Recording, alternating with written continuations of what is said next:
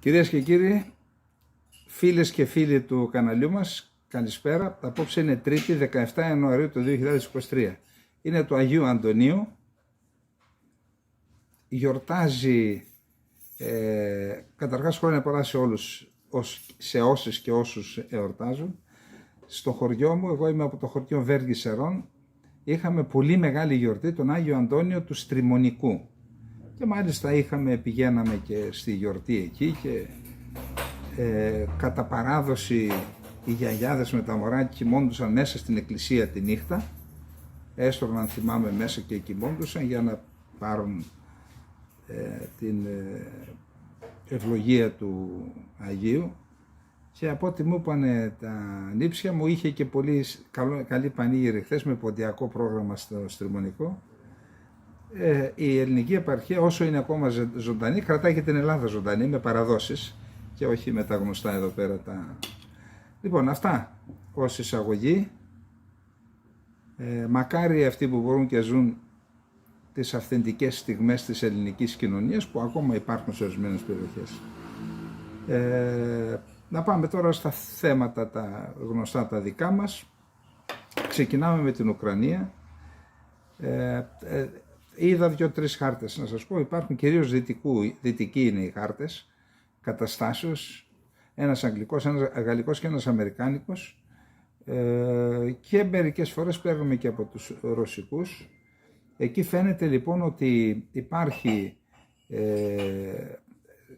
στην περιοχή του Ντονέτσκ κυρίως, καταρχάς στο Σολεντάρ συνεχίζουν να επεκτείνουν τις περιοχές που ελέγχουν οι Ρώσοι με τη Βάγνερ, δηλαδή έφτασαν μέχρι τη σιδηροδρομική γραμμή. Επίσης στο Μπαχμούτ έχουν κάποιες προωθήσεις. Είδα όμως κάτω μια πόλη Μαρίνκα, την καταλαμβάνουν, που βρίσκεται νότια από το Ντονέτσκ. Έχουμε πει ότι η Αντβίβκα είναι η πόλη η κρίσιμη. Αν οι Ρώσοι κατορθώσουν και καταλάβουν αυτή την πόλη που είναι οχυρωμένη από το 2014, τότε θα πάρει μια ανάσα από το Ντονέτσκ που είναι εκεί η πρωτεύουσα αυτής της περιφέρειας και πιθανόν να είναι πιο εύκολη η προέλαση και σε άλλες περιοχές, στην Κωνσταντίνοβκα και άλλες. Εν πάση περιπτώσει φαίνεται ότι αυτό το διάστημα οι Ρώσοι, αυτά που σας λέω είναι ανακοινώσεις του Ουκρανικού Υπουργείου Άμυνας, οι Ρώσοι συνεχίζουν επιθέσεις με πυρά πυροβολικού, πυραυλικές επιθέσεις, αλλά και με δυνάμεις μονάδες ελιγμού, πεζικό και τεθωρακισμένα, σε όλα τα μέτωπα σχεδόν. Δεν έχω δει αυτή τη στιγμή αντεπίθεση από τον Ουκρανικό στρατό. Πιθανόν να υπάρχουν κάποια προβλήματα. Να δούμε λοιπόν, εννοώ σε σχέση με τα οπλικά συστήματα που περιμένουν από τη Δύση. Είπαμε χθες,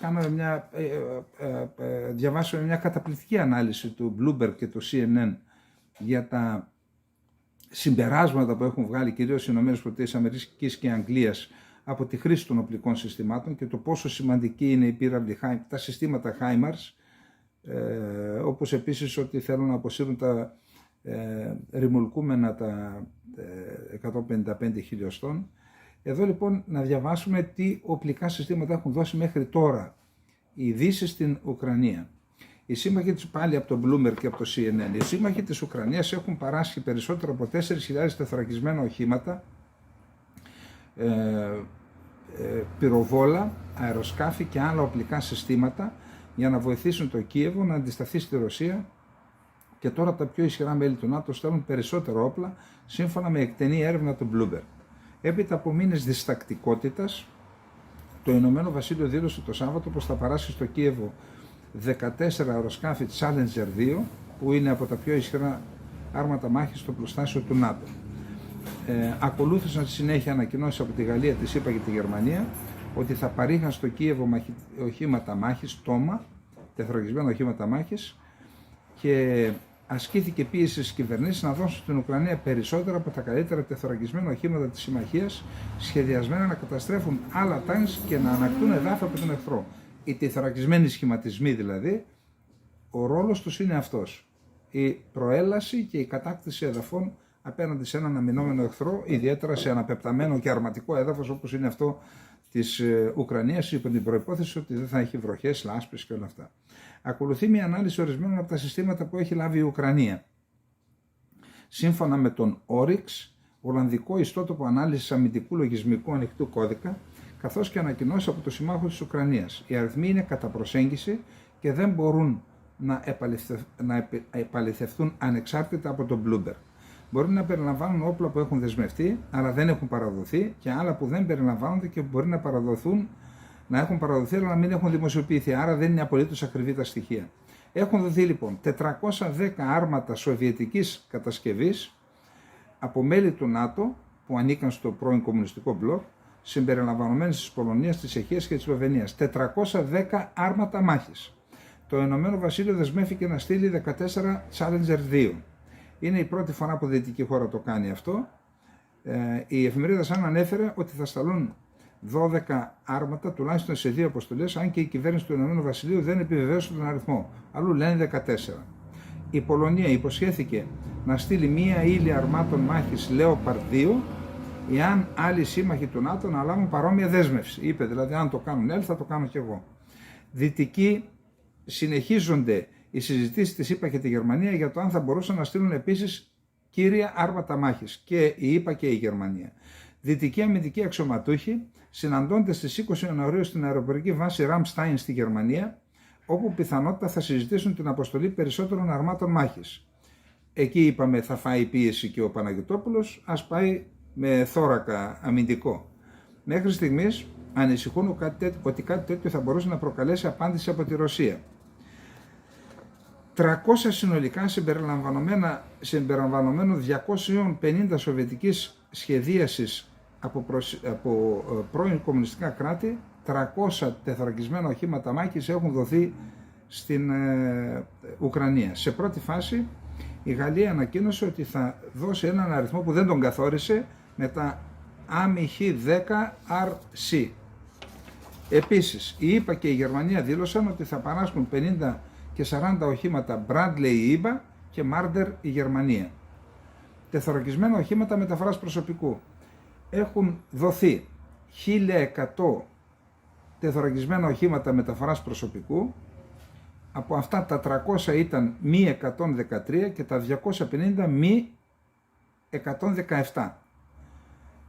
Περισσότερα από 160 αμερικανικής κατασκευής μη 113 από 7 άλλες χώρες, Ηνωμένο Βασίλειο, Λιθουανία, Αυστραλία, Γερμανία, Δανία, Πορτογαλία και Ισπανία, δόθηκαν στην Ουκρανία. Αρκετές εκατοντάδες άλλα οχήματα συμπεριλαμβανομένων τεθωρακισμένων κέντρων ιατρικής περίθαλψης. Διάφορα οχήματα μάχης πεζικού, τεθωρακισμένα μέσα μεταφοράς που μπορούν να μεταφέρουν δυνάμεις στο πεδίο της μάχης, ελαφρύτερα όπλα, βαριά πολυβόλα και άλλα οπλικά συστήματα παραδόθηκαν στην Ουκρανία. Οχήματα για προστασία από νάρκες. 925 τέτοια οχήματα, είτε προστασίας είτε καθάρισης ναρκών, δόθηκαν στην Ουκρανία. Οχήματα μεταφοράς πεζικού. 1540 οχήματα.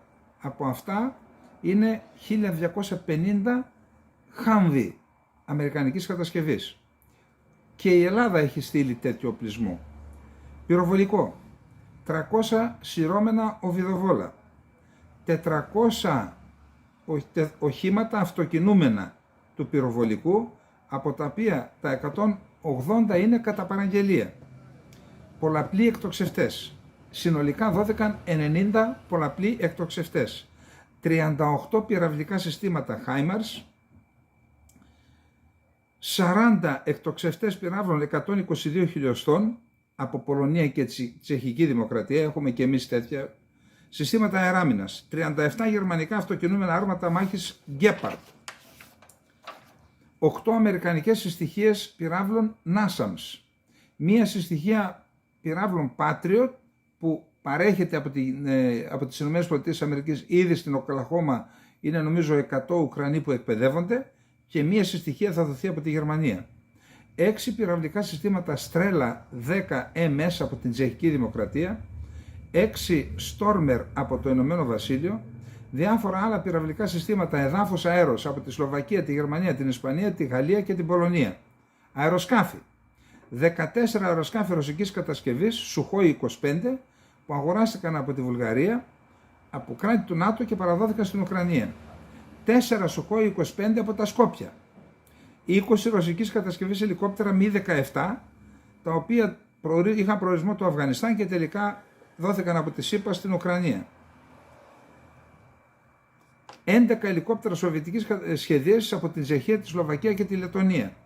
3 Westland Sea King. 6 ρωσικής κατασκευής ελικόπτερα Kamov από την Πορτογαλία.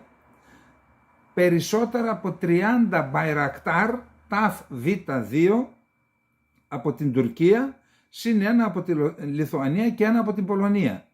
Η Τουρκία έδωσε 30 συν και ένα η Λιθουανία και ένα η Πολωνία. Bayraktar. Εκατοντάδες αμερικανικά συστήματα πυρομαχικών, τα οποία είναι υπτάμενα πυρομαχικά αυτά τα 415 αναγνωριστικά drones.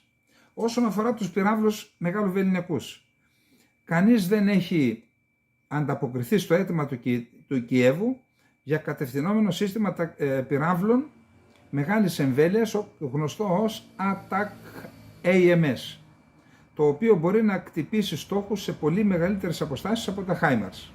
Ορισμένοι δυτικοί αξιωματούχοι έχουν εκφράσει ανησυχίες σχετικά με την παροχή περισσότερων δυνατοτήτων στις ουκρανικές δυνάμεις να χτυπήσουν στόχους εντός της ρωσικής επικράτειας, καθώς θα μπορούσε να οδηγήσει σε άμεση σύγκρουση με τη Μόσχα. Άλλα στοιχεία που περιλαμβάνουν πυράβλους που μπορούν να χρησιμοποιηθούν εναντίον εχθρικών ραντάρ, πλοίων και στόχων επιφανείας, καθώς και εξοπλισμός ηλεκτρονικού πολέμου, μη επανδρομένα πλοία, εξοπλισμός ραντάρ και άλλα συστήματα. Έχουν δοθεί λοιπόν και αυτά τα συστήματα στην Ουκρανία, χωρίς να αναφέρεται ο αριθμός τους. Εδώ λοιπόν αποκτήσαμε μια καθαρή εικόνα για το τι οπλικά συστήματα έχουν δοθεί στην Ουκρανία. Νομίζω ότι ήταν η πρώτη φορά, τουλάχιστον δεν είναι όλα, γνωρίζω πολύ καλά από αυτά που δόθηκαν από την Ελλάδα, ότι δεν είναι όλα. Έχουν δοθεί και άλλα, αλλά εν πάση περιπτώσει αυτά έχουν δοθεί σίγουρα, που σημαίνει ότι έχει δοθεί ένας πολύ μεγάλος αριθμός. Να πάμε τώρα στο επόμενο θέμα μας. Το επόμενο θέμα είναι ένα δημοσίευμα ρωσικό, το οποίο δεν έχουμε κανένα λόγο να αμφισβητήσουμε και οι δυτικοί το έχουν αναπαράγει. Στις 21 Δεκεμβρίου του 2022 το Υπουργείο Άμυνας έδωσε μια εισήγηση στον Πούτιν για την ενίσχυση των ρωσικών ενόπλων δυνάμεων. Συγκεκριμένα σε αυτή την εισήγηση περιλαμβάνονται τα εξής. Πρώτον, ο αριθμός των ενόπλων δυνάμεων θα ανέλθει από 1.150.000 που είναι σήμερα, το 2026 θα ανέλθει στο 1,5 εκατομμύριο προσωπικό. Άρα μιλάμε για μια πολύ μεγάλη, περίπου 40% αύξηση, 35% αύξηση, είναι ένας πολύ μεγάλος αριθμός. Πολύ μεγάλη αύξηση του. Επίσης, θα συγκροτηθούν 5 νέες μεραρχίες πυροβολικού, 5 νέες μεραρχίες πεζοναυτών, 9 συντάγματα και 6 ταξιαρχίες αεροδιαστημικών δυνάμεων, της πολεμικής αεροπορίας δηλαδή, έτσι ονομάζονται. Επίσης διαβάζω ότι θα δοθεί βαρύτητα στη βελτίωση και την ενίσχυση των πυραυλικών δυνατοτήτων όλων των δυνάμεων, και του στρατοξειράς και του πολεμικού ναυτικού και των αεροδιαστημικών δυνάμεων, όπως ονομάζονται. Εδώ θεωρώ ότι απέρριψαν το ενδεχόμενο να γίνει μια καινούρια επιστράτευση. Να πούμε εδώ ότι στις αρχές του 2022, σαν πέρσι δηλαδή, ο στρατός οι ένοπλες δυνάμεις της Ρωσίας μετρούσαν 1 εκατομμύριο στελέχη. Τώρα στις αρχές του 2023 μετρούν 1.150.000 άτομα και είπαμε το 2026 σχεδιάζεται να ανέλθουν στο 1,5 εκατομμύριο. Είπαμε ότι σε αυτόν τον πόλεμο φάνηκαν, το είπαμε στην χθεσινοβραδινή εκπομπή, ποια είναι τα πλεονεκτήματα και ποια τα μειονεκτήματα και της μιας και της άλλης πλευράς. Όσον αφορά τη Ρωσία, θεωρείται ότι τα πλεονεκτήματα είναι, είπαμε ότι αυτός ο πόλεμος ήταν κυρίως βλήματοκεντρικός, δηλαδή έπαιξε στα πεδία των μαχών, μεγάλο ρόλο έπαιξε το πυροβολικό, όμως έπαιξαν πολύ μεγάλο ρόλο τα μη επανδρομένα αεροσκάφη. Η διαπίστωση ήταν και αυτή των ΗΠΑ, οι οποίοι είπαν ότι αυτό το ρημουλκούμενο δεν υπάρχει λόγος πλέον να το έχουμε, διότι είναι τόσες πολλές οι δυνατότητες της αντίπαλης πλευράς για πυρά αντιπυροβολικού, δηλαδή εντοπίζεται με μη επανδρομένα αεροσκάφη και με ραντάρ και καταστρέφεται. Δεν μπορεί να κινηθεί για να κρυφτεί. Οπότε, άρα και εδώ δίνουν βαρύτητα στα μη επανδρομένα και φυσικά στα πυραυλικά συστήματα. Εκεί θα δοθεί ιδιαίτερη βαρύτητα, θα ενισχυθεί. Επίσης ο πρόεδρος της Ρωσίας είπε ότι ζήτησε να επιταχυνθεί η παράδοση των οπλικών συστημάτων τα οποία έχουν ανάγκη οι ένοπλες δυνάμεις της Ρωσίας. Άρα αυτό σημαίνει ότι η αμυντική βιομηχανία της Ρωσίας θα πάρει μπρος και θα δουλέψει για να παραδοθούν οπλικά συστήματα. Αυτό είναι ένα συγκριτικό πλεονέκτημα της Ρωσίας έναντι της Ουκρανίας. Η Ουκρανία περιμένει πότε θα συνεννοηθούν και πότε, άλλος έχει εκλογές, άλλος το έχει παραιτηθεί ο Υπουργός Άμυνας. Στη Γερμανία παραιτήθηκε ο Υπουργός Άμυνας, η οποία είχε κάνει μια ατυχή δήλωση, αλλά δεν θέλει να πάρει απόφαση αυτή για Λέοπαρντ και τελικά φέρνει τον Υπουργό Εσωτερικών της κάτω Ρινανίας Βεσφαλίας, ο οποίος ήταν αντίπαλος του Σόλτς στις εκλογές για το S5. Αυτόν βάζει Υπουργό Άμυνας, δηλαδή έναν έμπερο πολιτικό, ο οποίος έχει μεγάλη εμπειρία κυρίως σε θέματα εσωτερικής ασφάλειας, σαν Υπουργός Εσωτερικών που ήταν. Θα δείτε συνέχεια πράγματα και θάματα γι' αυτό για τη Γερμανία. Εν πάση περιπτώσει, επειδή υπάρχει μια φοιτήτρια μου ζήτησε να απαντήσω ορισμένες ερωτήσεις για τον πόλεμο και μία από αυτές ήταν πως αν το ΝΑΤΟ βγει πιο ενισχυμένο ή όχι από αυτόν τον πόλεμο. Ναι, πιθανόν να βγει πιο ενισχυμένο, αλλά όση ενίσχυση και να παρατηρηθεί από αυτόν τον πόλεμο, η άλλη πλευρά, η ρωσική πλευρά, έχει ένα πλεονέκτημα.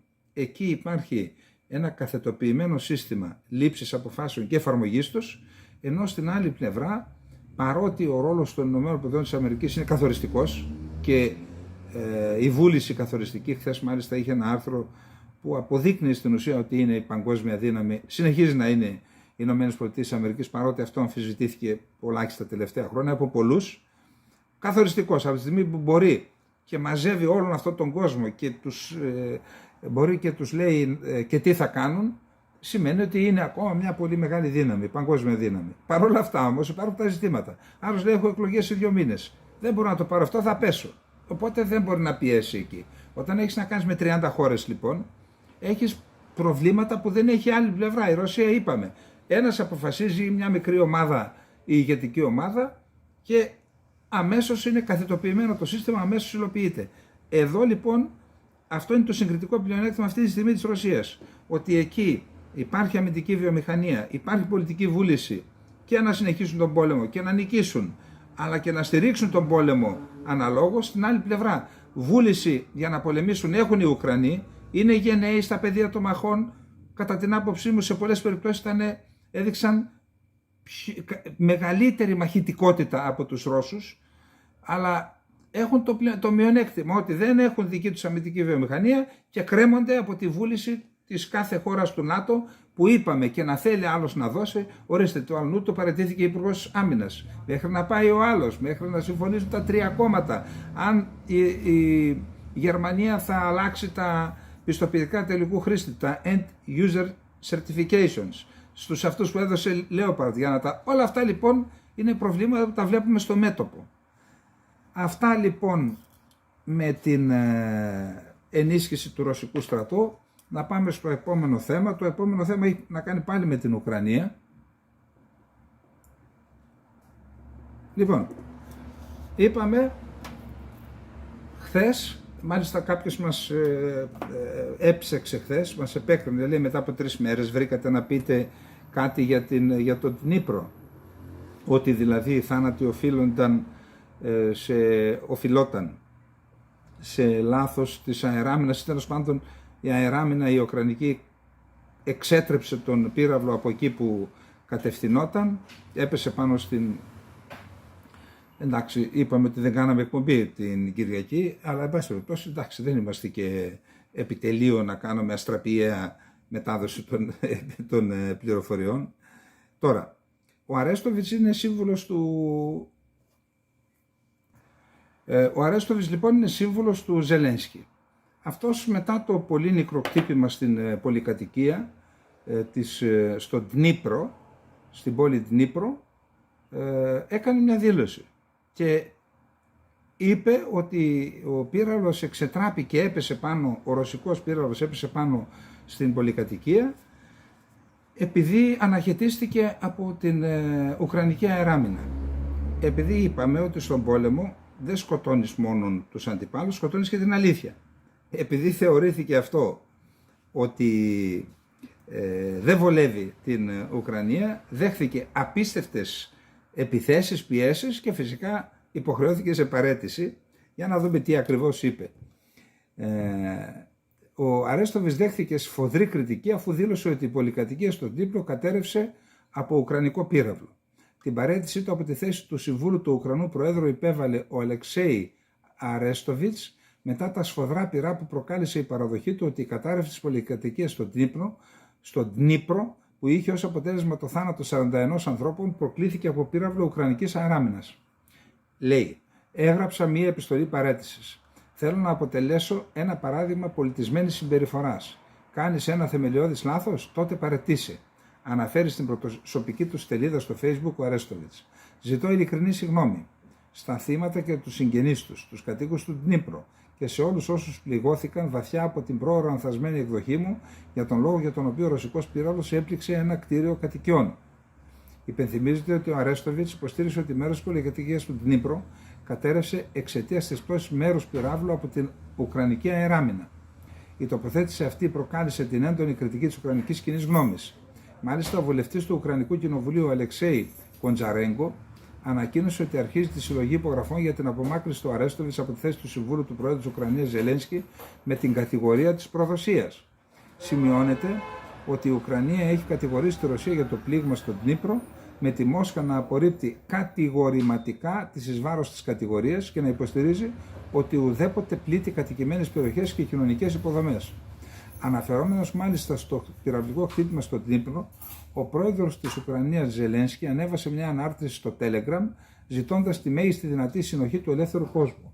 Τώρα χρειαζόμαστε ακόμα μεγαλύτερη συνοχή σε όλο τον ελεύθερο κόσμο και αυτός είναι ο μόνος τρόπος για να τερματιστεί η επιθετικότητα πλήρους κλίμακας και ολοκληρωτικός τρόμος. Η ενέργεια του οργανιζόμενου κόσμου θα πρέπει να εξασθενήσει. Δεν θα πρέπει να εξασθενήσει. Να πούμε ότι επειδή σε αυτόν τον πόλεμο της προπαγάνδας συμμετέχουν ενεργά οι πρώτοι διδάξαντες, ποιοι είναι οι πρώτοι διδάξαντες? Οι Άγγλοι. Το Βρετανικό Υπουργείο Άμυνας εξέδωσε ανακοίνωση μετά από όλα αυτά, καταρχάς για ποιο λόγο να κάνει αυτή τη λανθασμένη δήλωση ο σύμβολος του Ζελένσκι. Τι σημαίνει σύμβολος? Σημαίνει ότι όλα τα χαρτιά από όλες τις υπηρεσίες πηγαίνουν στο Ζελένσκι. Στο σύμβολο δηλαδή. Διάβασε ο άνθρωπος και είπε την αλήθεια. Αν δεν λέμε την αλήθεια, κύριε Αρέστοβιτς, στον πόλεμο σκοτώνουμε την αλήθεια. Λέμε αυτό που εξυπηρετεί τα σχέδιά μας. Οπότε ο κύριος Αρέστοβιτς πήγε στο χρονοτούλαπο της ιστορίας και ήρθαν οι Άγγλοι, έκαναν μια ολόκληρη δήλωση εκεί πέρα και το Υπουργείο Άμυνας επίσημα και είπε ότι ο συγκεκριμένος πύραυλος που χτύπησε την πολυκατοικία, επειδή δεν σχεδιάστηκε σαν πύραυλος αέρος εδάφους, εκτοξεύτηκε λέει από ένα του Πόλεφ 22, δεν σχεδιάστηκε σαν πύραυλος αέρος εδάφους, άρα δεν είναι πύραυλος ακριβίας, άρα ρωσικός πύραυλος χτύπησε εκεί.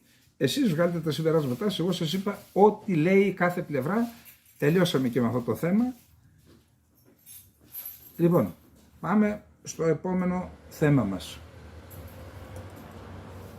Λοιπόν, ειλικρινά είπα ότι ο Αλλάχ αγαπάει τον κλέφτη, τελικά αγαπάει και τον νοικοκύρη. Η πόλη Γκαζίαντεπ, Γκαζί την είπαν οι Τούρκοι, την ονόμασαν επειδή υποτίθεται ότι αντιστάθηκε στους Γάλλους. Είναι από αυτούς τους γνωστούς μύθους, εννοώ μετά τον Πρώτο Παγκόσμιο Πόλεμο, που η περιοχή αυτή ήταν υπό την κυριαρχία των Γάλλων.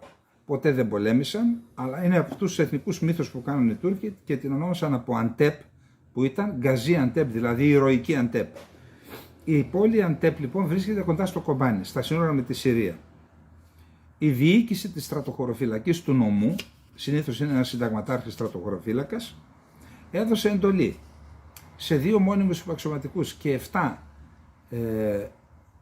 στρατοχωροφύλακες ειδικής μονιμότητας να επιβιβαστούν σε ένα λεωφορείο και να μεταφέρουν 33 Μαροκινούς μετανάστες από την περιοχή τους να πάνε στα Άδανα, στις Κιλίκιες πύλες, στο Ποζαντί, να οδηγηθούν στην Άγκυρα και από την Άγκυρα σε 40 εκκλησίες στην Ανατολική Θράκη για να τους μεταφέρουν στο κέντρο επαναπροώθησης, έτσι λέγεται, των 40 εκκλησιών. Κυρκλάρ Ελί λέγεται σήμερα η πόλη. Όπως λοιπόν πήγαινε το λεωφορείο, ήταν επίσημη αποστολή, στρατιωτική αποστολή. Όπως πήγαινε το λεωφορείο, χτύπησε πίσω από ένα φορτηγό στην πόλη Ταρσό της Κιλικίας, δηλαδή πριν στρίψουν για τις Κιλίκιες πύλες, χτύπησε πίσω από ένα φορτηγό στις 1:30 το πρωί, μετά τα μεσάνυχτα, σήμερα. Χτύπησε λοιπόν πάνω στο φορτηγό που μετέφερε σίδερα και είχαμε 2 νεκρούς στρατοχωροφύλακες, έναν Μαροκινό μετανάστη και 7 τραυματίες, νομίζω 8 τραυματίες. Το θέμα αυτό μπορεί να μην το μαθαίναμε ποτέ. Επειδή όμως ήταν θανατηφόρο το δυστύχημα, έτρεξε εκεί ο εισαγγελέας υπηρεσίας της Ταρσού και έβγαλε το πρωί μια ανακοίνωση, την οποία τη μετέφρασα. Η ανακοίνωση λοιπόν αναφέρει ότι ήταν μια επίσημη μεταφορά. Τι αποδεικνύεται λοιπόν από αυτό? Αποδεικνύεται ότι το τουρκικό κράτος μαζεύει 33 Ιρακινούς από τα σύνορα της Τουρκίας με τη Συρία και αντί, αν έχει πολιτική επαναπροώθηση, έπρεπε να τους επαναπροωθήσει από εκεί που μπήκαν. Αντί να τους επαναπροωθήσει λοιπόν στη Συρία, σε κατεχόμενες από την Τουρκία περιοχές, τώρα εκεί πως πήγαν, πρέπει να πήγαν με καράβια. Βγήκαν με καράβια σε περιοχές που, στις περιοχές κοντά στην Αλεξανδρέτα ή με κάποιο τρόπο τέλος πάντων έφτασαν στα εδάφη της Συρίας που κατέχονται από Ισλαμιστές τρομοκράτες και από τον τουρκικό στρατό, πέρασαν στο τουρκικό έδαφος και αντί να τους επαναπροωθήσουν, αν έχουν τέτοια πολιτική επαναπροώθηση, που τους έφεραν στην Ανατολική Θράκη σε κέντρο επαναπροώθησης. Τι σημαίνει αυτό? Πού τους επαναπροωθείς? Τους επαναπροωθείς είτε στην Ελλάδα είτε στη Βουλγαρία, αφού είναι από εκεί 50 χιλιόμετρα τα σύνορα. Εδώ λοιπόν πιάστηκαν στα πράσα οι Τούρκοι. Πιστεύω λοιπόν το Ελληνικό Υπουργείο Εξωτερικών και το Υπουργείο Μετανάστευσης, εν πάση περιπτώσει και ο τύπος, έχουμε αγγλόφωνη καθημερινή, δεν ξέρω αν έχουμε αγγλόφωνο, νομίζω και το πρώτο θέμα, εδώ έχουμε μεγάλη παινία, διότι βράζουμε στο ζουμί μας, λες και είμαστε μόνοι σε αυτόν τον κόσμο. Θα έπρεπε αυτό το θέμα να γίνει φέι βολά στην Ευρώπη παντού, ιδιαίτερα σε αυτούς που κατηγορούν την Ελλάδα. Διότι άλλη μια απόδειξη, αυτοί οι άνθρωποι σε μια εβδομάδα θα ήταν εδώ στην Ομόνια ή στη Θεσσαλονίκη ή στο Βερολίνο. Σε μια εβδομάδα. Πώς? Με την εμπλοκή του τουρκικού κράτους. Αυτό δεν είναι κράτος, είναι συμμορία, το έχουμε ξαναπεί και δυστυχώς δεν αναδεικνύεται αυτή η διάσταση. Και σήμερα λοιπόν, ενώ συμβαίνει αυτό, ενώ έχουμε την ανακοίνωση της εισαγγελίας Ταρσού, ο κύριος Σελίκ, ο αντιπρόεδρος της Τουρκίας, νομίζω αυτός έκανε δήλωση και κατηγορεί την Ελλάδα ότι είναι οι μετανάστες.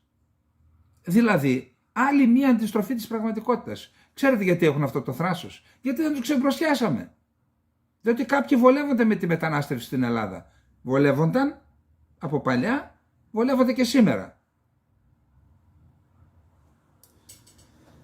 Λοιπόν, αυτό ήταν και το επόμενο θέμα μας. Να πάμε τώρα στο επόμενο θέμα που είναι στη Γερμανία. Καλά, τι πρώτα να πεις και τι πρέπει να ασχολείσαι μόνο με αυτά. Μπαίνω σήμερα στην Deutsche Welle και τι διαβάζω?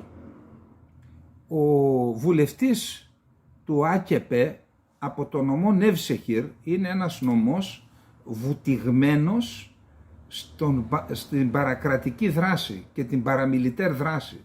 Δηλαδή η νομαρχία, νομάρχης αυτή την νομαρχία ήταν ο φοιτητής, ο οποίος έβαλε την υποτιθέμενη βόμβα στο υποτιθέμενο σπίτι του Μουσταφά Κεμάλ στη Θεσσαλονίκη, μετά την έκρηξη της οποίας οι Τούρκοι είχαν στήσει τον μηχανισμό, τον παρακρατικό και παραμιλιτέρ μηχανισμό, και έκαναν τα γεγονότα τη νύχτα των κρυστάλλων της Κωνσταντινούπολης 6-7 Σεπτεμβρίου του 1955 και κατέστρεψαν τον ελληνισμό της Κωνσταντινούπολης και της Σμύρνης.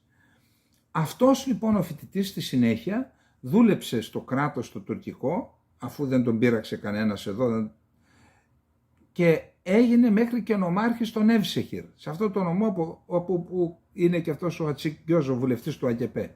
Και εκείνη η νομαρχία έδινε τα διαβατήρια στην μαφία των γκρίζων λύκων, οι οποίοι μετέφεραν σοκολάτα, να μην πω την άλλη λέξη, τη γνωστή, στην Ευρώπη και έκαναν και τα εγκλήματα και στην Τουρκία και στην Ευρώπη.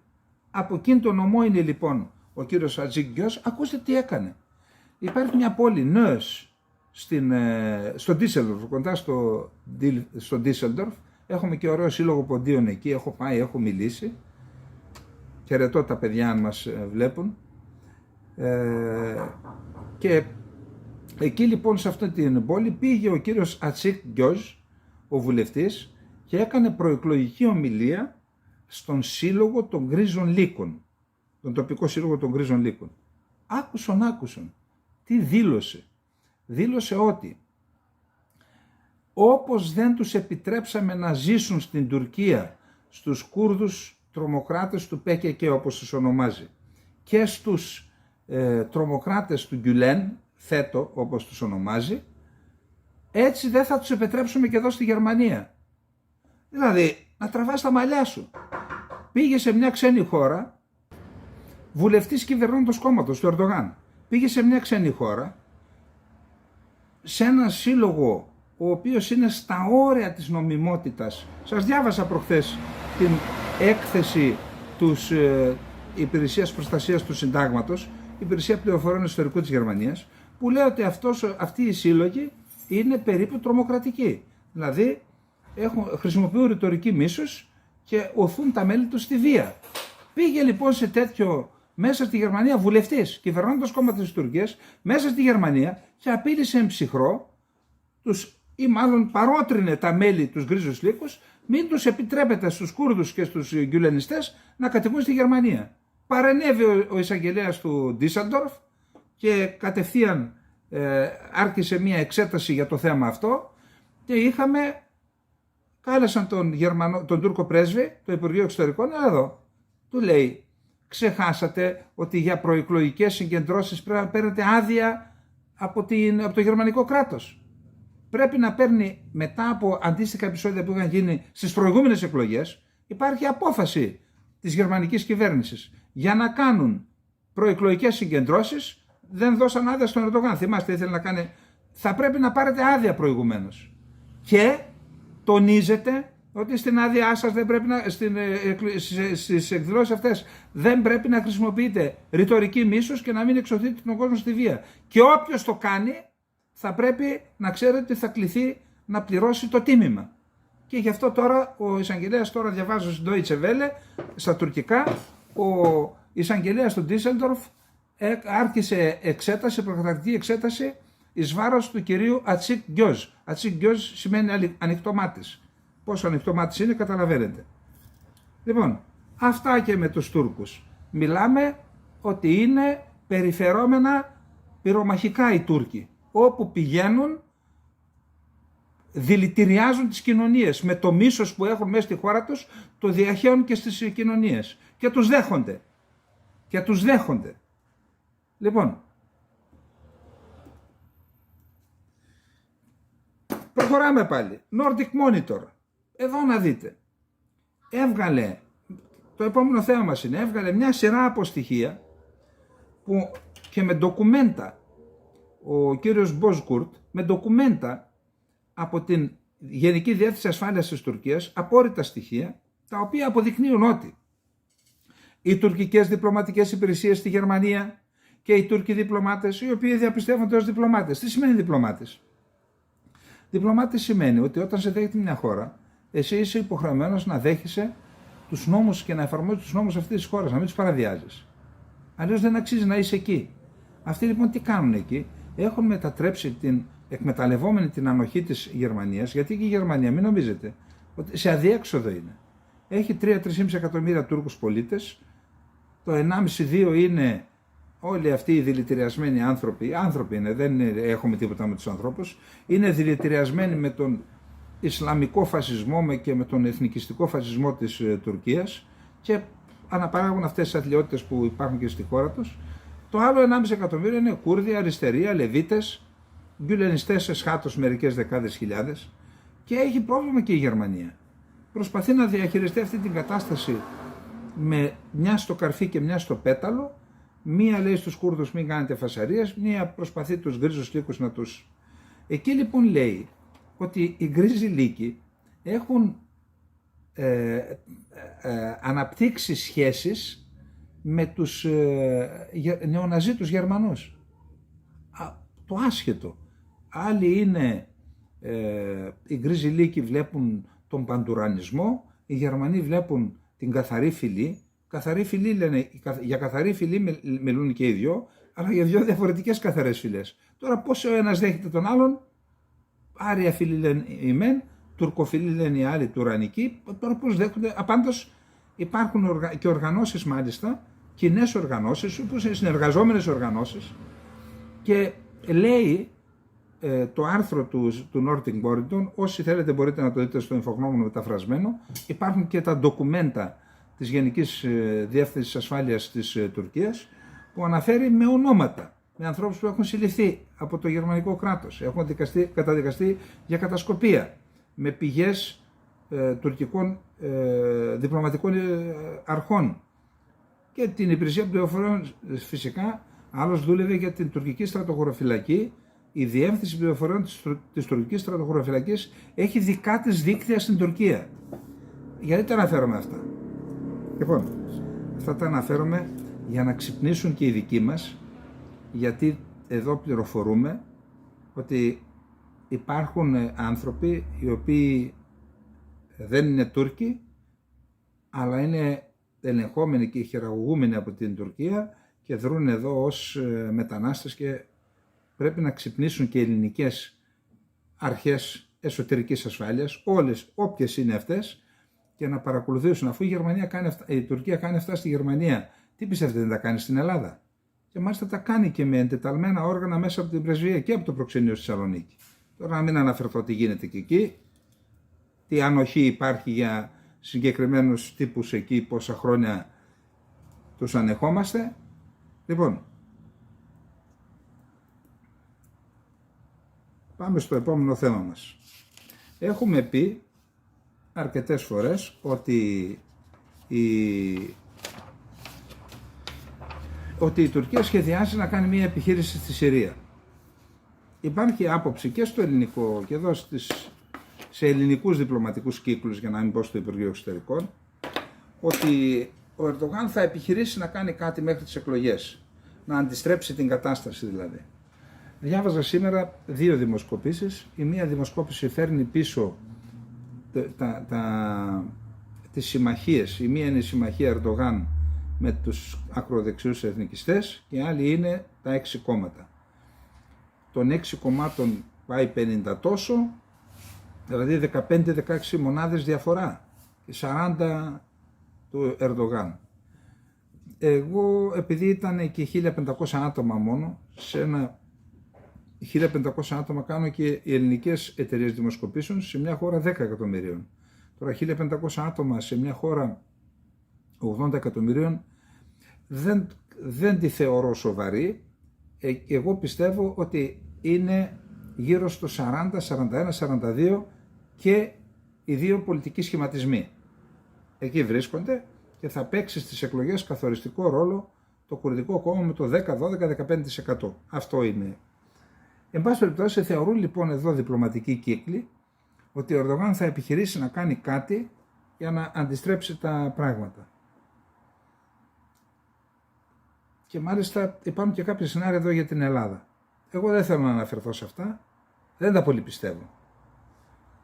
Καταρχάς δεν πιστεύω ότι με μια κίνηση μπορεί να αντιστραφεί αυτό το κλίμα. Τώρα είναι δυνατόν, αν έχει διαμορφωθεί 2-3 μήνες πριν από τις εκλογές, γιατί έχουμε 14 Φεβρουαρίου, 14 Μαρτίου, 14 Απριλίου, 14 Μαΐου, είναι 4 μήνες, σκάρτη.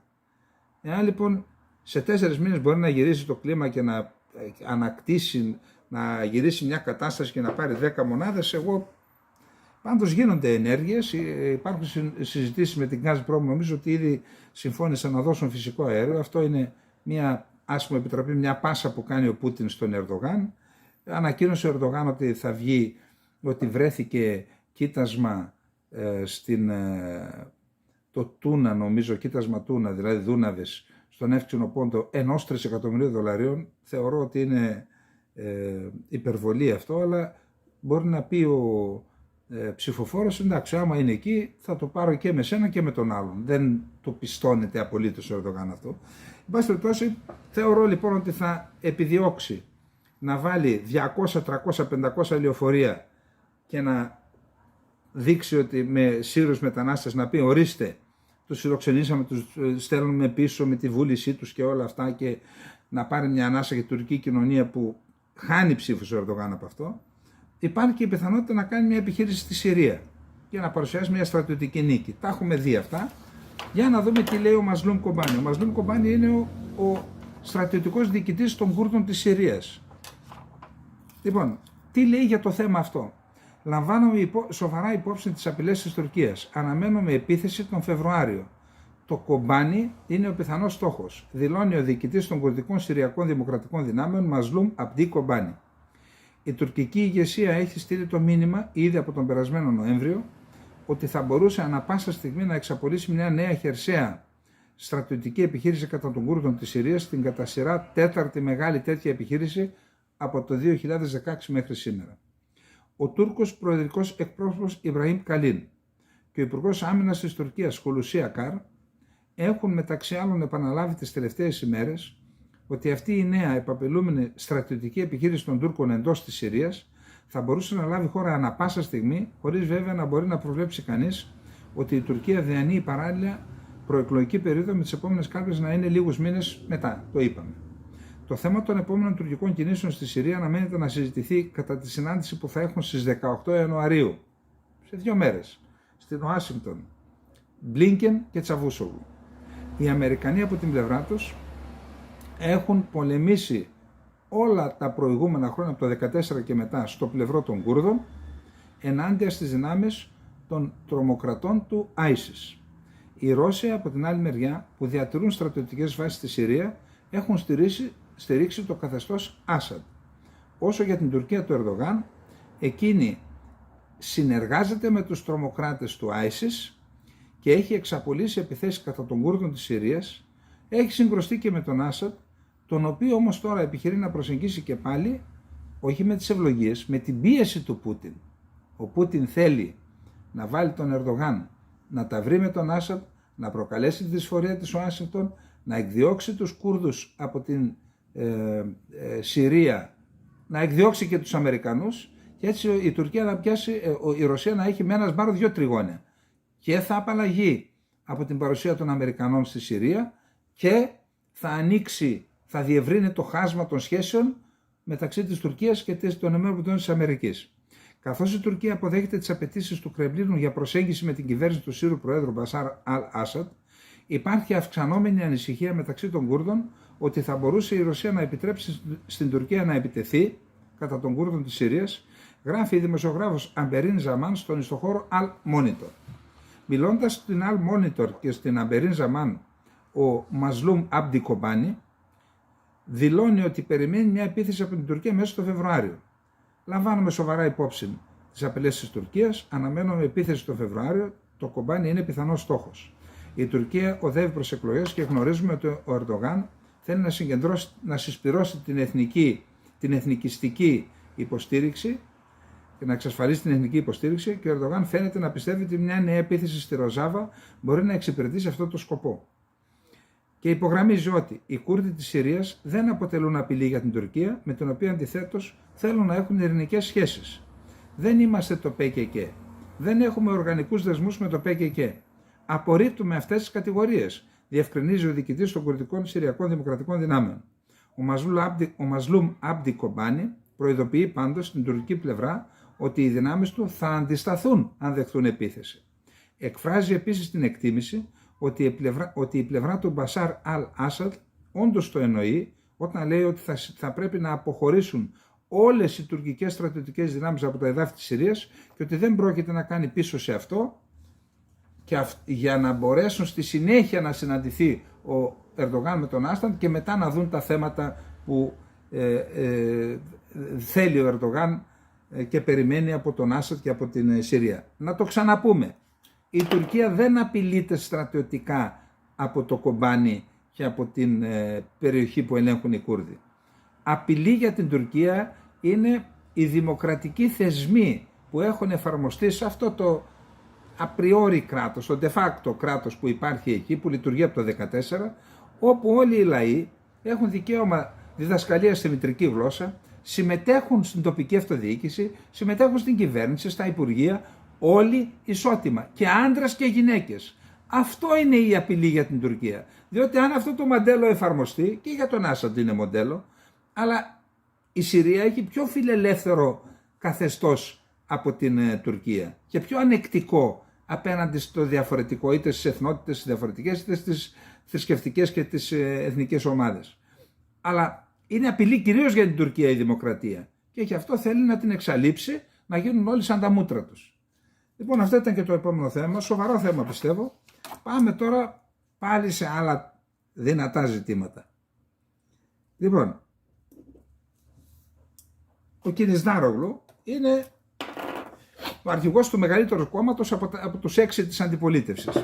Εκεί λοιπόν, ξέρετε ότι στην Τουρκία υπάρχει μία οργάνωση παραστρατιωτική, παραμιλιτέρ, η οποία ονομάζεται Σαντάτ.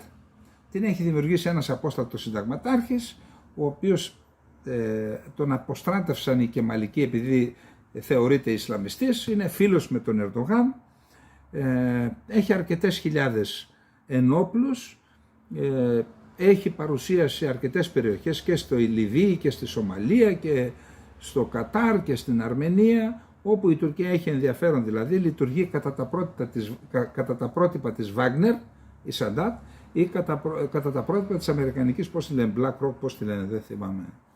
Λοιπόν, αυτή η ομάδα λοιπόν, μέλη αυτής της ομάδας έκαναν ένα βίντεο και απειλούν τον Κιλισδάρογλου. Δηλαδή ο Ερντογάν, που παραπονείται επειδή του κρέμασαν ένα ομοίωμα χωρίς να υπάρχουν λέξεις και παρένεση προς τη βία στο μήνυμα, είπαν ότι όλοι οι δικτάτορες, όπως ο Μουσολίνι κρεμάστηκε ανάποδα, έτσι θα κρεμαστείς και εσύ. Δεν είπαν θα σε κρεμάσουμε εμείς. Εδώ λοιπόν ο Ερντογάν έχει ξεσαλώσει. Αυτή η παραμιλιτέρ οργάνωση του Ερντογάν απειλεί τον Κιλισδάρογλου. Δηλαδή βγήκαν με όπλα σε ένα βίντεο και απειλούν τον Κιλισδάρογλου. Παρεμπιπτόντως, τέτοιοι μαφιόζοι με όπλα και με τέτοια του Αλαατίν Τσαγκιτζή, του αρχιμαφιόζου φίλου του Ντεβλέτ Μπαξελή του κόμματος των Γκρίζων Λύκων, είδα ένα βίντεο, απειλούν την Ελλάδα επειδή δεν έδωσε το ελληνικό προξενείο της Κωνσταντινούπολης, δεν έδωσε βίζα στον Αλαατίν Τσαγκιτζή. Το ίδιο ακριβώς κάνουν στον Κιλισδάρογλου. Και βγήκε ο Κιλισδάρογλου, είπε δεν σας φοβάμαι, αν είναι από το να σκύψω εγώ, να γονατίσω σε εσάς και να φοβηθώ, καλύτερα να πεθάνω όρθιος, είπε. Δυνατές κουβέντες είπε, παρότι δεν του φαίνεται, και τα έβαλε με την Σαντάρ και είπε περιμένετε, θα έρθει και η σειρά σας. Και φυσικά είπε ότι θα κάνουμε λογαριασμό για 418 δισεκατομμύρια δολάρια που ξόδεψε ο Ερντογάν όλα αυτά τα χρόνια, χρηματοδοτώντας τέτοιες οργανώσεις, μεταξύ των οποίων και την Σαντάτ. Είναι ένα σοβαρό θέμα. Έγινε περίπου πρώτο θέμα. Διάβασα όλη την ομιλία του Κιλισδάρογλου. Έχει ενδιαφέρον, τώρα να μην σας την αναφέρω.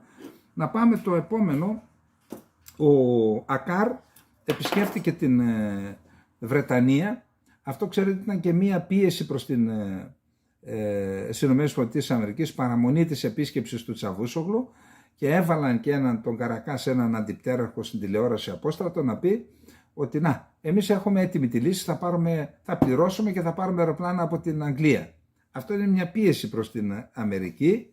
Εν πάση περιπτώσει, ο Ακάρ έφυγε από την Αγγλία, εκεί συζητήθηκε και το θέμα της στρατιωτικής σύμπραξης Τουρκίας-Βρετανίας στην Κύπρο, στις βάσεις. Ας ξυπνήσουν οι υποψήφιοι πρόεδροι και ας θέσουν αυτό το θέμα τώρα που είναι προεκλογικά.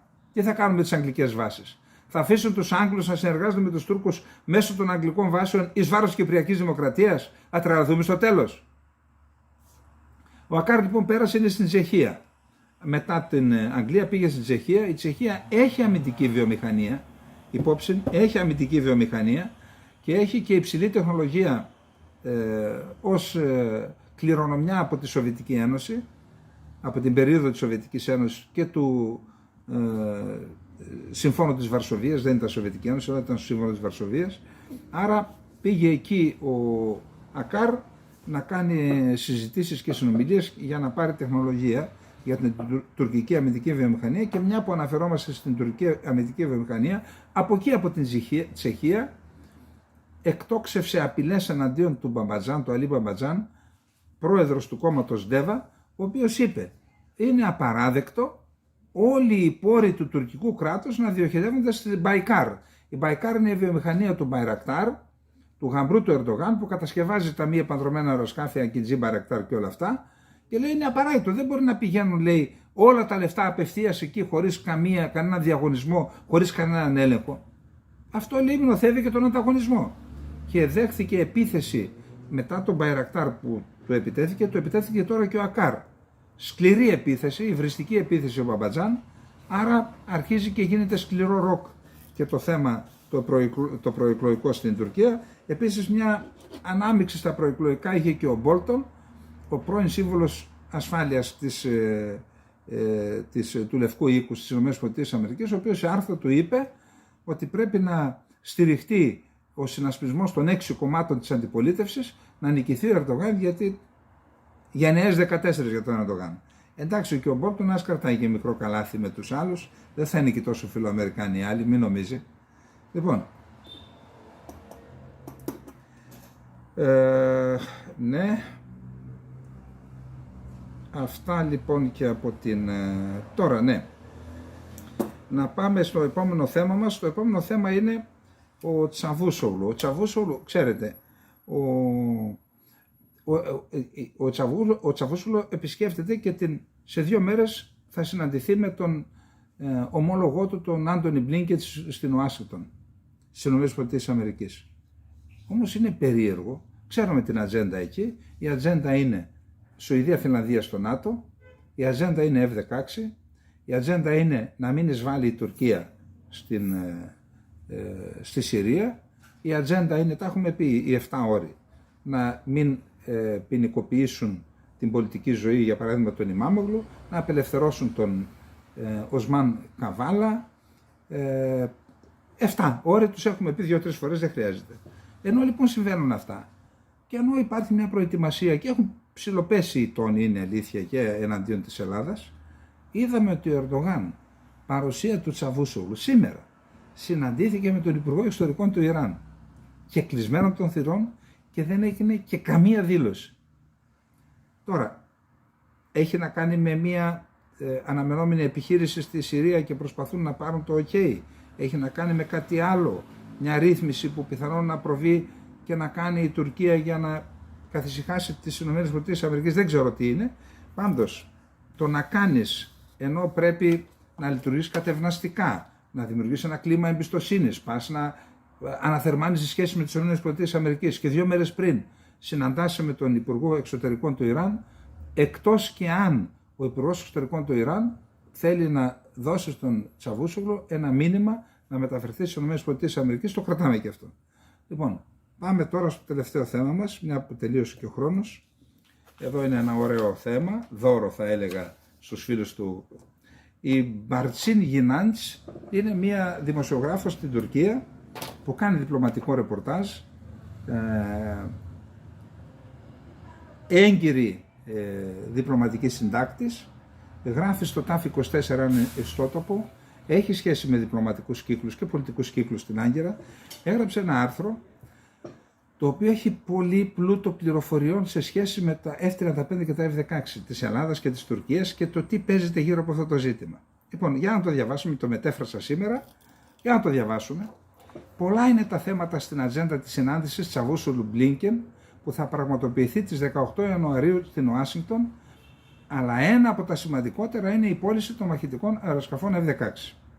Η κυβέρνηση Τζο Μπάιντεν, από τη στιγμή που ανέλαβε τα καθήκοντά της, δίνει το εξής μήνυμα στην Τουρκία: δεν είσαι τόσο σημαντικός εταίρος για μένα όσο νομίζεις. Εκεί τρελαίνεται η Τουρκία. Οι επαφές ανωτάτου επίπεδου μεταξύ των 2 χωρών μειώθηκαν σημαντικά. Μέχρι και πέρυσι, σύμβολο αυτής της ψυχρότητας, θεωρήθηκε η συνάντηση του Υπουργείου Ιστορικών των ΗΠΑ Άντονι Μπλίνκεν με τον Τούρκο ομόλογό του Τσαβούσογλου στη Νέα Υόρκη αντί στην Ουάσιγκτον. Δεν το δέχτηκε στην έδρα, του λέει πάμε στη Λιβαδιά. Συγγνώμη, τη Λιβαδιά την αγαπώ, έχω πάει τόσες φορές, αλλά δεν τη μειώνω, αλλά λέει όχι στην πρωτεύουσα, πάμε στην... Η τουρκική πλευρά πίεζε τη ΣΥΠΑ για επαφές πρόσωπο με πρόσωπο και για επισκέψεις επισήμων. Όχι απαραίτητα για να μπορεί ο Ερντογάν να βγει φωτογραφία με τον Biden και να κάνει σοου. Όχι. Ήθελαν την αύξηση των συνομιλιών σε υπουργικό επίπεδο σε κάθε τομέα. Με το σκεπτικό ότι οι σχέσεις που είχαν επιδεινωθεί θα μπορούσαν να αντιμετωπιστούν καλύτερα μέσα από επισκέψεις και συνομιλίες αξιωματούχων από τις δύο πλευρές. Οι Αμερικανοί δεν ήταν πολύ ενθουσιώδεις σε αυτή την ιδέα. Στις αρχές του περασμένου έτους δημιουργήθηκε ένας στρατηγικός μηχανισμός διαλόγου, ο οποίος όμως και αυτός λειτουργήσε αργά. Γι' αυτό είναι σημαντική η πρόσκληση του Μπλίνκεν προς τον Υπουργό Τσαβούσογλου στην Ουάσιγκτον. Άρα ένα το κρατούμενο του είπε έλα, δεν ζήτησε ο Ερντογάν, ο Τσαβούσογλου. Πολλά είναι τα θέματα στην ατζέντα της συνάντησης που θα πραγματοποιηθεί στις 18 Ιανουαρίου. Αλλά ένα από τα σημαντικότερα είναι η πώληση των μαχητικών αεροσκαφών F-16 στην Τουρκία. Η Άγκυρα κινητοποιήθηκε μόλις ήρθε το μήνυμα από τη ΣΥΠΑ. Καταρχήν να υπογραμμίσω αυτό, λέει η Μπαρτσίν Ινγινάντς. Μετά την απομάκρυνση της Τουρκίας από το πρόγραμμα των μαχητικών αεροσκαφών F-35 πέμπτης γενιάς, δεν ανέλαβε αυθόρμητα την πρωτοβουλία για να μπορέσει να αγοράσει τα αναβαθμισμένα F-16. Αυτό ήταν λάθος της Τουρκίας. Όταν λοιπόν η Άγκυρα έλαβε μηνύματα από την Ουάσιγκτον μέσω ανεπίσημων καναλιών ότι και η Αμερικανική διοίκηση θα έβλεπε θετικά αν έρθει ένα τέτοιο αίτημα, δηλαδή άφησε, κάντε εσείς το αίτημα, είπαν οι Αμερικανοί, τότε μόνο η τουρκική πλευρά έφερε στο προσκήνιο το αίτημα για αγορά 40 νέων F-16 και kit εξυγχρονισμού άλλων 80 αεροσκαφών, σύνολο 120. Κατά τη γνώμη μου, λέει η Τουρκάνα δημοσιογράφος, οι Αμερικανοί ακολούθησαν μια έξυπνη στρατηγική με το δικό τους τρόπο. Με την ανεπίσημη πρότασή τους εξαλείφθηκαν οι απαιτήσεις για τις οικονομικές συνεισφορές της Τουρκίας στο κοινό πρόγραμμα συμπαραγωγής των F-35, συν τα δύο αεροσκάφη F-35 που πληρώθηκαν αλλά δεν δόθηκαν στην Τουρκία. Δεν μπόρεσα να μάθω τι είδους σχέση δημιουργήθηκε μεταξύ αυτών των δύο. Γνωρίζω όμως ότι οι διαπραγματεύσεις με την πώληση των F-16 και για την πώληση των F-16 και οι όροι απομάκρυνσης της Τουρκίας από το πρόγραμμα F-35 γίνονται παράλληλα. Η επίδραση του πολέμου Ρωσίας-Ουκρανίας και το θέμα των F-16. Οι δηλώσεις για τη θετική άποψη της διοίκησης Biden για την πώληση των F-16 στην Τουρκία, την αναβίωση της τουρκοαμερικανικής αμυντικής συνεργασίας και το ενδεχόμενο αυτό να δώσει νέα ενέργεια στις σχέσεις των δύο χωρών, δημιούργησαν έναν αέρα επιφυλακτικής αισιοδοξίας στην Άγκυρα. Η επίθεση της Ρωσίας στην Ουκρανία άνοιξε ένα παράθυρο ευκαιρίας, ιδίως όσον αφορά την διάλυση της αντιτουρκικής τάσης που υπάρχει στο Κογκρέσο. Υπήρχε η προσδοκία το κλείσιμο των στενών από την Τουρκία σε πολύ σύντομο χρονικό διάστημα και η επιτυχία των Μπαϊρακτάρ τις πρώτες μέρες του πολέμου. Τις πρώτες μέρες, μετά τα εξουδετερώσαν οι Ρώσοι. Μήπως μπορεί κανένας που έχει ανοιχτούς διάβλους με τους Ρώσους να μας πει πώς τα εξουδετερώσαν ούτως ώστε να μην λειτουργήσει ούτε ένα σε περίπτωση που. Μήπως, λέω μήπως. Άρα, υπήρχε η προσδοκία ότι επειδή η Τουρκία έκλεισε τα στενά και πήρε μια ανάσα το ΝΑΤΟ, η επιτυχία των Μπαϊρακτάρ αλλά και η πιο φιλοκρανική στάση της Άγκυρας θα αμβλύνει τις αντιρρήσεις που μπορούν να προέρχονται από το Κογκρέσο για τα F-16. Επιπλέον, η κυβέρνηση θα μπορούσε να πει στο Κογκρέσο ότι αυτή η πώληση είναι σημαντική για την ενίσχυση της ανατολικής πτέρυγας του ΝΑΤΟ έναντι της Ρωσίας. Όταν είσαι αγκαλιά με τη Ρωσία δεν μπορείς να το πεις αυτό. Ωστόσο, η παράταση του πολέμου έβαλε αυτό το παράθυρο ευκαιρία σε μια διαδικασία που θα οδηγήσει στο κλείσιμο, όχι στη διεύρυνσή του. Δηλαδή, όσο παρατείνεται ο πόλεμος, η Τουρκία δεν μπορεί να παίξει αυτό το διπλό παιχνίδι. Το ότι η Τουρκία άνοιξε έναν ανεπνευστικό σωλήνα στη Ρωσία και μπλοκάρει τη διεύθυνση του ΝΑΤΟ, ανακούφισε τα αντιτουρκικά λόμπι που περίμεναν στη γωνία την Τουρκία. Η προσβλητική ρητορική ενίσχυσε τα αντιτουρκικά λόμπι. Εν τω μεταξύ, ο Έλληνας Πρωθυπουργός Μητσοτάκης που πήγε στη ΣΥΠΑ είπε «Μην πουλάτε αεροπλάνα σε αυτούς τους επιθετικούς Τούρκους». Και μόλις επέστρεψε, έκανε αίτηση η Ελλάδα για να πάρει τα F-35. Όμως τι έγινε όταν ο πρόεδρος Ερντογάν είπε Δεν θέλω πια να ξέρω το Μητσοτάκη. Και δικαιολογώντας το Μητσοτάκη που είχε πει στον Κογκρέσο μην πουλάτε όπλα σε αυτούς τους επιθετικούς Τούρκους, ο Ερντογάν συνέχισε την απειλή. Μπορεί να έρθουμε ξαφνικά ένα βράδυ, συμπληρώνοντας ότι οι τουρκικοί πύραυλοι Ταϊφούν μπορεί να χτυπήσουν την Αθήνα. Τι έγινε μετά από αυτά? Είπαν οι γερουσιαστές στην Αμερική ότι θα έχουμε κάνει σπουδαία δουλειά πουλώντας F-16. Αναρωτήθηκαν οι γερουσιαστές. Θα έχουμε κάνει σπουδαία δουλειά πουλώντας F-16 σε αυτήν την Τουρκία που απειλεί? Δεν θα κάνουμε κάτι τέτοιο, είπαν. Αν με ρωτάτε, όποιος δίνει χρήματα σε αντιτουρκικά λόμπι είναι μεγάλο κορόιδο. Αυτό το λέει και σε εμάς ίσως. Το μόνο που έχουν να κάνουν τα λόμπι είναι να στέλνουν ένα email στα μέλη του Κογκρέσου προσθέτοντας κάθε δεύτερη μέρα τις αντιδυτικές εκρήξεις του Ερντογάν και του Υπουργού Εσωτερικών της Τουρκίας. Δεν χρειάζεται αντιτουρκικό λόμπι. Παίρνει τις δηλώσεις και τις στέλνει στα μέλη του Κογκρέσου. Κατά κάποιο τρόπο μπορεί να υποθεί ακόμη και ότι ο Ερντογάν εργάζεται για τα αντιτουρκικά λόμπι. Κυρία Μπαρτσίν, μην τα λες αυτά τώρα, στεναχωρείς τον κύριο Ερντογάν. Ως αποτέλεσμα, αυτές οι υπερβολικές δηλώσεις που γίνονται οδεύοντας προς τις εκλογές οδήγησαν στην εισαγωγή του όρου των υπερπτήσεων πάνω από τα ελληνικά νησιά για την πώληση των F-16. Ευτυχώς, αυτές οι προϋποθέσεις, οι όροι έχουν αφαιρεθεί, αλλά αυτή τη φορά φαίνεται ότι έχει τεθεί η προϋπόθεση για την έγκραση της ένταξης της Σουηδίας και της Φινλανδίας στο ΝΑΤΟ. Τους λένε δηλαδή οι Αμερικανοί. Εγκρίνεται και θα σας τα δώσουμε. Κρίνοντας από τις αναφορές που έρχονται από τη ΣΥΠΑ, που σημαίνει ότι διαβάζει και της πρεσβείας η κυρία, η κυβέρνηση Biden έδωσε ανεπίσημη ειδοποίηση στο Κογκρέσο την περασμένη εβδομάδα για την πώληση των F-16. Κατά τη διάρκεια αυτής της περίοδου, η Αμερικανική διοίκηση θα απαντήσει σε ερωτήσεις και θα προσπαθήσει να επιλύσει ενστάσεις του Κογκρέσου. Τελικώς, η διοίκηση, η κυβέρνηση θα στείλει το επίσημο αίτημα μόλις βεβαιωθεί ότι θα περάσει εύκολα από το Κογκρέσο. Συσχετισμός ένταξης Σουηδίας-Φινλανδίας στο ΝΑΤΟ με την πώληση των F-16. Σύμφωνα με τον αμερικανικό τύπο, μέλη του Κογκρέσου θα εξαρτήσουν την πώληση των F-16 στην Τουρκία με την έγκριση της ένταξης της Σουηδίας και της Φινλανδίας στο ΝΑΤΟ.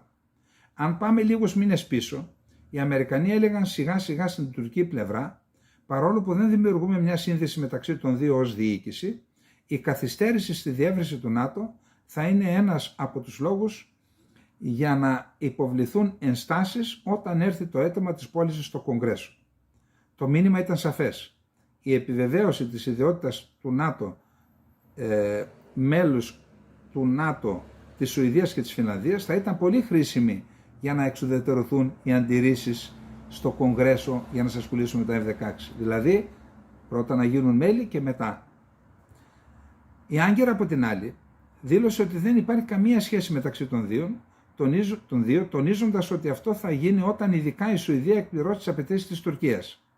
Η Τουρκία δεν έχει δώσει κάποιο σημάδι, επίσημα ή ανεπίσημα, ότι δέχεται διασύνδεση της επέκτασης του ΝΑΤΟ με την πώληση των F-16.